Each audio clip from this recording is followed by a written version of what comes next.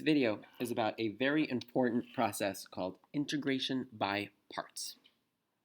It is useful to integrate products, something like the integral of u times dv. We'll talk more about that in a second. But when you have the integral of a product, you're often going to use integration by parts to figure out the antiderivative. The formula that's up on the screen is something that you are going to have to memorize. The integral of u dv is equal to uv minus v du. I know that doesn't mean anything yet. So we're going to walk through the process for how you actually do all of this integration by parts. Number one, before you do integration by parts, you try not to do integration by parts. Try to do u substitution first. So if we see an example here, the integral of x times the sine of x dx, your first thought is, hey, that's a product. Let me see if that could be written as u du, or some function of u du, in which case you don't need to worry about integration by parts at all. But alas, in this case, the inside function here, inside of the sine, does not have its derivative on the outside, or the thing on the outside is not its derivative. So while we certainly could use u substitution, we would still be stuck with this x and nowhere to put it. So u sub will not work in this case, but you should always try it first. Then we get to the actual integration by parts. Your job is to make this integral, integrand I should say, including the dx, model this, u dv. So we're breaking it up into two parts. Part number one is the u. Part number two is what we call the dv. So that's our job. We're going to break up x, the integral of x sine of x dx, into two parts. The first part, which we'll call our u, is something that I'm going to differentiate, and I want it to get simpler. Well, looking at the two parts to my product in my integrand here, the x and the sine of x,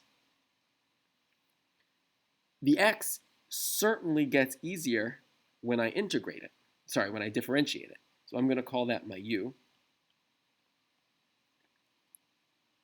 And the other part is what we call the dv, is something that I'm going to have to integrate. Notice how in the formula I have a dv here, but then I have a v, which would be the antiderivative of dv, sort of. So I'm going to need to be able to do that. Well, in this case, that's not a problem. My sine of x, I know the antiderivative of sine of x, so I can say that my dv is equal to the sine of x dx. That dx is a part of it, a part of the dv. Okay, so I've taken my integral and broken it up into two parts, the u and the dv.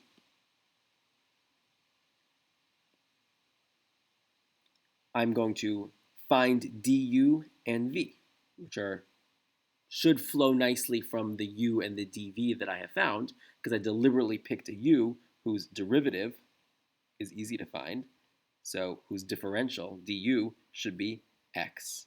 The derivative of x is just 1, times dx, because you don't have to write this part down, but du dx equals 1, so du equals 1 dx. That's where I got that from.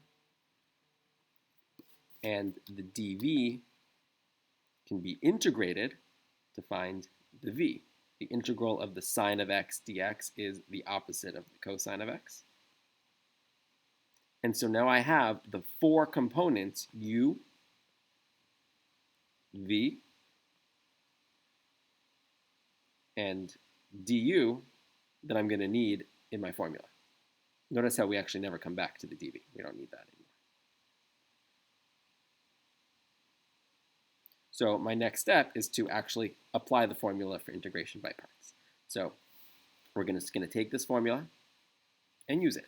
The integral of u dv, and notice how I'm using the u and the dv that I wrote here, is equal to u, we said that was x, times v, which we said was negative cosine of x, minus the integral of v, negative cosine of x, times du, which is just 1 dx. So I've taken the components from here and I've plugged them in to the formula there. And what I've ended up with, the whole point of this, is I now have an integrand that is something I can take the antiderivative of. That's the point. We've simplified our integrand so that way we can find the antiderivative. So x times the sine of x dx, sorry, the integral of x times the sine of x dx is equal to negative x cosine of x. And I will, my negatives will cancel out, plus the antiderivative of cosine of x is sine of x plus c. And that's your answer.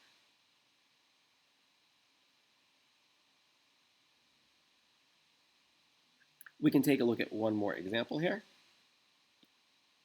which will work very similarly. The integral of x e to the x, first, I will try u sub, but my inner function won't help me get rid of that x on the outside, so u sub won't work, but I'll always try it. Now I'm going to break the product into two parts. I've got x and e to the x. One of them is going to be my u. The other is going to be my dv. I need the u to be something that gets simpler when I integrate it. Well, this is going to be awfully similar to the last one. The u is going to be x again. And I need a dv, something that I'm sorry, I said a second ago, u needs to be something that gets simpler when you integrate. I meant u needs to be something that gets simpler when you differentiate, like x. My dv needs to be something that I'm able to integrate. Well, e to the x dx, there's no problem integrating that.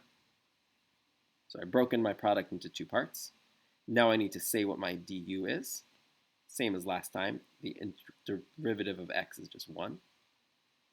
So du is 1 dx.